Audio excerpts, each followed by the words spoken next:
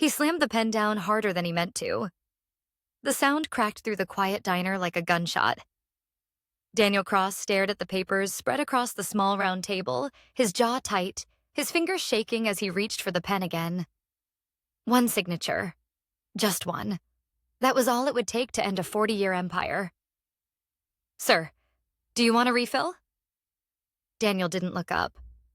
"No," he said flatly, then paused. "Actually, yes. Black."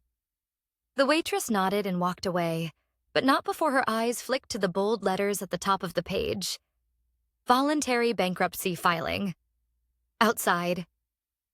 Rain hammered against the windows, streaking the neon diner sign into long red scars. Inside, the air felt thick, heavy, like the room itself was holding its breath. Daniel exhaled slowly. Billionaire. Former billionaire, he corrected himself. By this time tomorrow, every headline would say the same thing. Daniel Cross loses everything. He signed the first page. His phone buzzed immediately. "Have you signed yet?" a voice asked sharply the moment he answered. "Almost," Daniel said. "You need to finish this now," the man insisted. "The board is waiting." Daniel clenched his teeth. "I said almost." He hung up without waiting for a reply. The waitress returned with the coffee, setting it down carefully. As she did, her eyes lingered on the papers again. She frowned just slightly. Daniel noticed. "What?" he snapped. She froze. "Sorry, sir, I didn't mean—" "Then don't stare." She nodded quickly and stepped back, but something about her expression stayed with him. Not curiosity. Concern. Daniel picked up the pen again. Minutes earlier, his lawyer had said the words that still echoed in his head. "Sign tonight, or you'll lose control anyway. This is the cleanest way out." Clean. That was the word they used. As if this wasn't theft. As if his own board hadn't stabbed him in the back after decades of loyalty. The waitress wiped the counter nearby, stealing glances at the table. She chewed her lip, her mind racing. She had seen documents like that before. Not exactly like this, but close enough to make her stomach twist. "Sir," she said quietly. Daniel ignored her. "Sir," she tried again, louder this time. He slammed the pen down again. "What do you want?" She swallowed. "I'm sorry, but those papers? May I ask who prepared them?" Daniel laughed bitterly. "The people stealing my company." Her brows knit together. "That's not funny." "It's my life," he said. "And it's over. Now please don't sign yet." The words hung in the air. Daniel stared at her like she'd lost her mind. "You're telling me what to do?" "I know it sounds crazy," she said quickly, but I think there's a mistake." He scoffed. "A mistake?" "Yes." "You're a waitress." She flinched but didn't back down. "I know." "Then bring the coffee and stay out of it."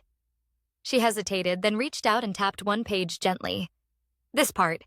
The jurisdiction clause." Daniel froze. "What about it?" he asked slowly. She took a breath. "It says this filing falls under expedited voluntary dissolution without court review. That doesn't apply to publicly traded holding companies. It can't." Daniel felt his pulse spike. "That's impossible." "No," she said. "It's illegal." Silence swallowed the diner. Daniel leaned back in his chair, studying her. "Where did you learn that?" Her voice dropped. "Law school." He blinked. "Excuse me?" "I didn't finish," she said. "But my father did. He was a corporate attorney." Something dark flickered across her face. And, Daniel pressed. "And he lost everything because of a clause just like that." Daniel's hand slowly curled into a fist. "You're saying this whole thing was designed to look final so you wouldn't question it," she finished. Daniel grabbed the page and read it again, slower this time. His breath came shallow. "That clause," she continued, "only works if the board vote was unanimous and approved by an independent court officer." "Was it?" Daniel shook his head. No, they rushed it through. Then this filing doesn't hold. Daniel's phone buzzed again. He ignored it. You're telling me, he said carefully, that my own lawyers missed this? She met his eyes. Or they didn't miss it at all. A chill ran down his spine. Sit, he said suddenly. She hesitated. Sir, sit, he repeated. She slid into the booth across from him. What's your name? He asked. Maya. Maya, he said. If you're wrong, I know, she said. But if I'm right, you're about to give away your company for nothing. Daniel stared at the papers again. His mind raced through every meeting, every rushed phone call, every lawyer who suddenly avoided eye contact. You said your father lost everything, he said. She nodded. Same trick, same urgency, same threats. What happened to him? She swallowed hard. He signed. Daniel closed his eyes. Outside, thunder rolled. He opened his eyes and picked up his phone. Get me Victor Hale, he said into it, now. There was a pause. Sir, Victor hasn't represented you in years. I know, Daniel said. That's why I trust him. Maya's hands trembled slightly as she watched him pace the small space between booths. Victor answered on the third ring. Daniel? He said, surprised. I thought you were signing tonight. I was, Daniel replied. Until a waitress read your clause. There was silence. Put it on speaker, Daniel said. He did. Victor, Daniel continued, is this filing valid without court oversight? Victor exhaled slowly. No. Maya let out a shaky breath. Then why does it say it is? Daniel demanded. Another pause. Because someone wanted you to sign fast, Victor said quietly, and never look back. Daniel laughed. Not humor. Rage. Can you stop it? Daniel asked. Yes, Victor said. If you don't sign. Daniel glanced at the papers. The pen lay there, waiting. Good, Daniel said, because I'm not signing anything. His phone buzzed again. This time he answered. What the hell are you doing?